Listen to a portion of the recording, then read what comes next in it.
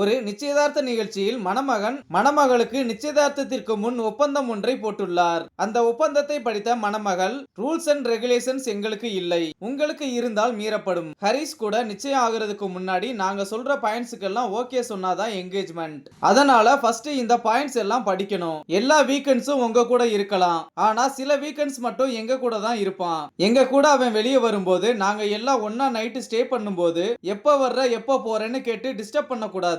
நாங்க அப்பப்ப சின்ன ட்ரிப் போவோம். சோ எங்களுக்கும் சேர்த்து எக்ஸ்ட்ரா அமௌண்ட் கொடுக்கணும். நாங்க திடீர்னு பிளான் பண்ணுவோம். அப்ப நீங்க ஏதாவது பிளான் போட்டிருந்தா அது கேன்சல் ஆனா அதுக்கு அவன் பொறுப்பு இல்ல.